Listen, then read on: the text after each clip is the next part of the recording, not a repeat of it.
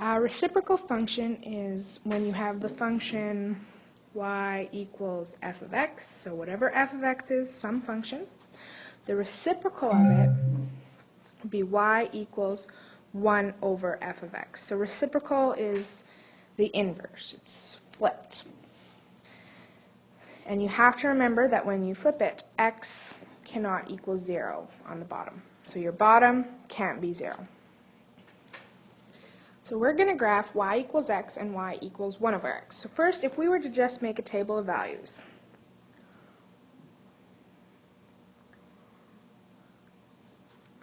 let's say this is y equals x and y equals 1 over x. If you plug in a 1 or a negative, let's go, negative 2. We'll do two separate tables. Your y value will be negative 2. If you have a negative 1, 0, 0, 1, 1, 2, 2. So y equals x is a pretty basic function. So let's plot this on here. So negative 2 and negative 2. Negative 1 and 1. Negative 1. We all know how this function looks, or this line looks. So there's our line, y equals x. If we were to make a table of values now,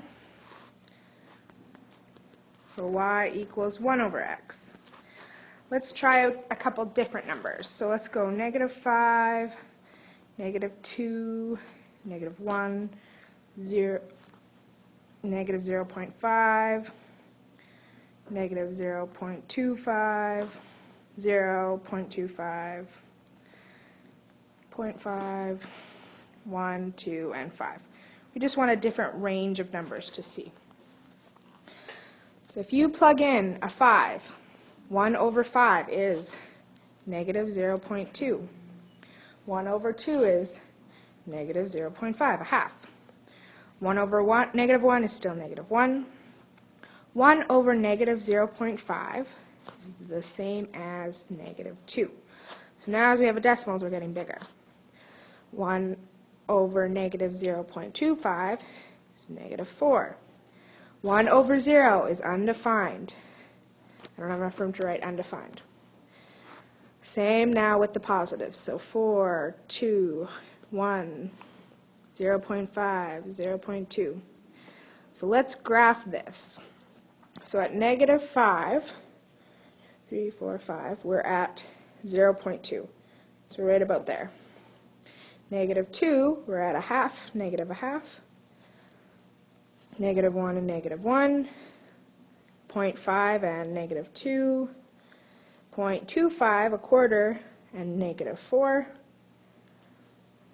And on the other side, we have undefined at 0, 0.25 and positive 4. A half and positive 2, 1 and 1, 2 and a half, and 5 and 0.2. So if you line these up, on the bottom it looks like this, and on the top it looks like this. So your function actually switches and makes two curves. And notice that they both won't touch the x-axis or the y-axis. And at the points positive y is 1, and your negative y of 1, so negative and positive 1, are exactly the same points. So those are called invariant points. And where it does not touch, so across the x-axis, is called a horizontal asymptote. So the curve will get infinitely close but not touch. And we have a vertical asymptote on the axis. So this is where our original graph touched the x-axis.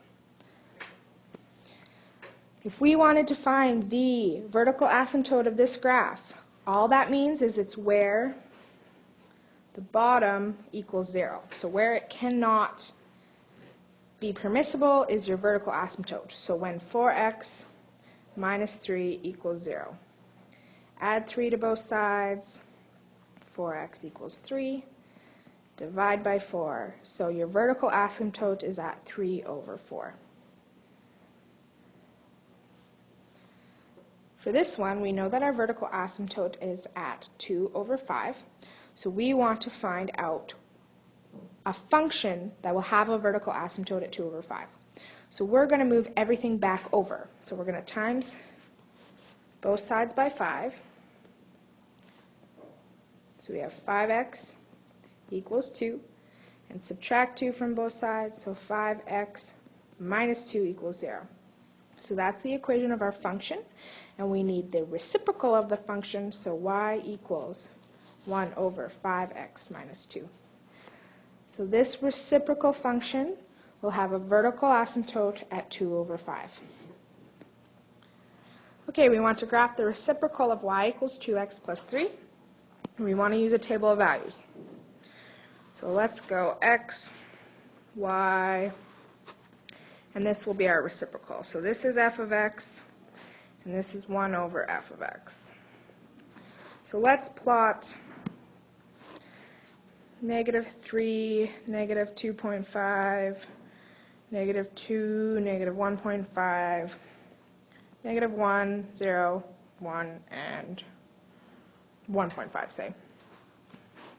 So we want to just fill in the table of values for this. So if you plug in a 3, 2 times 3, negative 3 plus 3, you should get it at negative 3. 2.5, you should get negative 2. Negative 2, you'll get negative 1. At 1.5, you'll get 0. Negative 1, you'll get 1. 0 is 3, 1 is 5, 1.5 is 6. So we can plot all of these points, so negative 3 and negative 3, negative 2.5 and negative 2, negative 1, negative 2 and negative 1, negative 1.5 and 0, negative 1 and 1,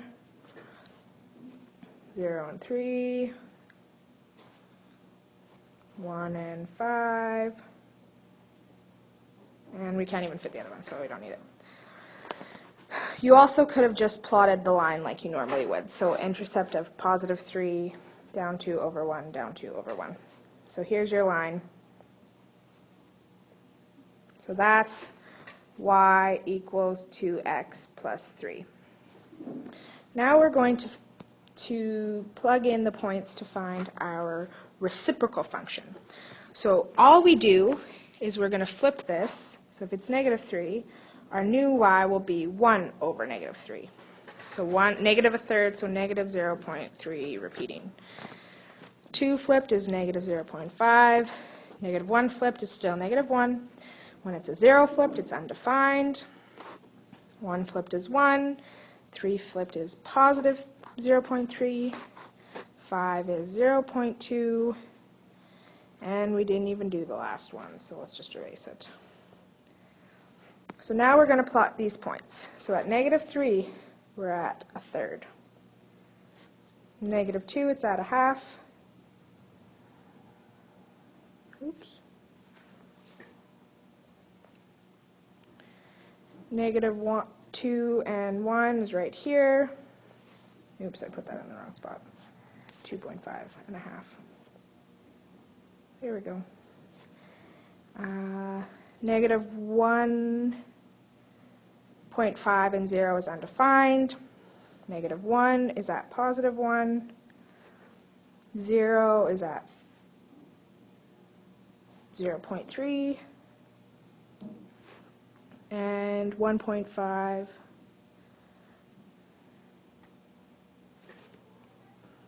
1 is at 0.2, so even smaller here. So if you look, your reciprocal function will go down like this. You will have a vertical asymptote when your function is undefined. So right about here, where it crosses the x-axis on the normal function. and it will go infinitely close to the line and infinitely close to the x-intercept. So they get really close, but they won't touch the x-axis, which is also a horizontal asymptote, and your vertical asymptote at negative 1.5. So that's your reciprocal function.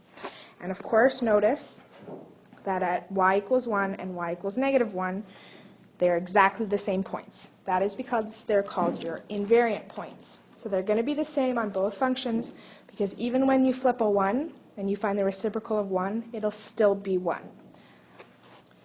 So to graph this function, y equals 1 over x minus 3, first find your horizontal asymptotes. So that's going to be the x-axis. And you don't ever really have to draw this because you won't see it unless you have a different colored pen.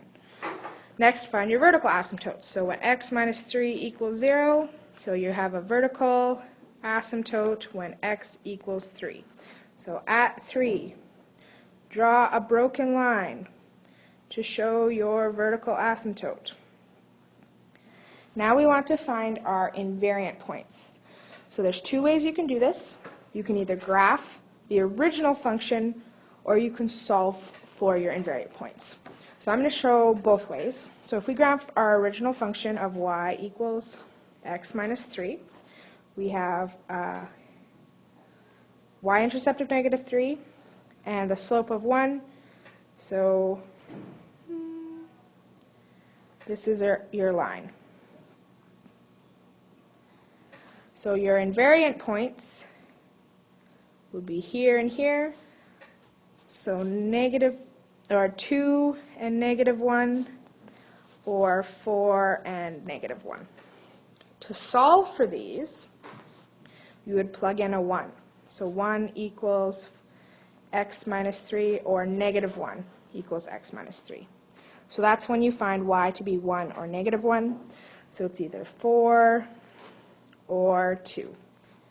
So either way to find your invariant points, I don't care. When you graph your reciprocal function, your graph will go through the invariant points and close to both asymptotes, your horizontal and your vertical, but they will not touch them. So along each asymptote, be more careful when you draw it. It's hard on the iPad. So there's your reciprocal function. For this graph, we want to graph the actual function. So we have the reciprocal, we want to graph the normal function. So first we're going to find the x-intercept. So your x-intercept will be wherever your asymptote is. So we have an x-intercept of negative 2. So we're going to plot that point first. Now you're going to find your invariant points. So they're already circled on the graph.